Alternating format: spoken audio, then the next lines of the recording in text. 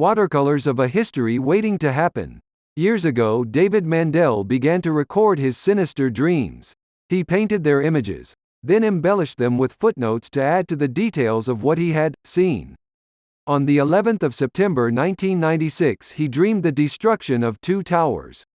Beside the towers, in Mandell's painting, was outlined the head of the Statue of Liberty.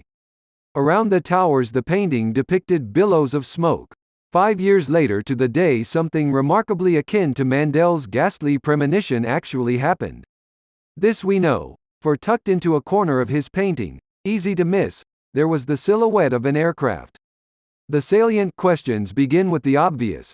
Are Mandell's dreams a spate of coincidence?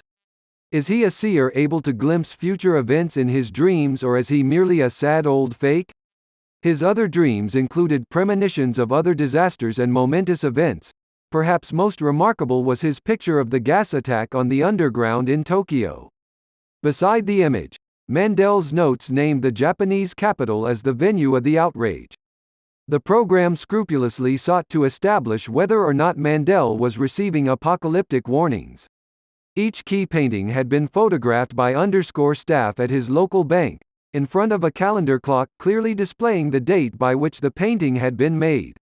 Every painting predated the incident it foretold. The shots were examined by a forensics expert who certified them genuine. Mandell passed a lie detector test, then allowed himself to be hypnotized.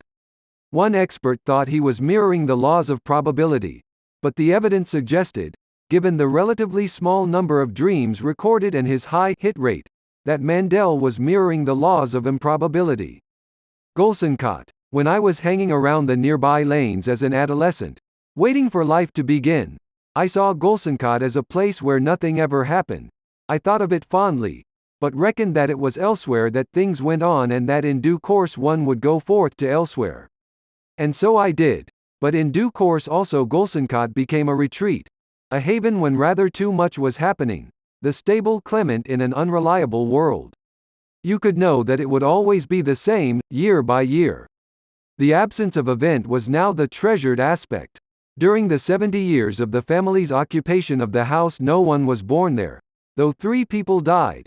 My grandfather in 1941, my grandmother 34 years later, and finally my Aunt Rachel.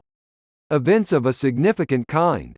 To a 15-year-old, things happening means a few ups and downs in daily life, and Golsoncott was indeed fairly immune to that. One calm rural day slid blandly into the next, with only the weather serving up any potent kind of change. And even that interference with prescribed routine was sternly resisted. Family ethos was that you ignored the weather and simply did what you had intended to do. You went for a walk in the rain.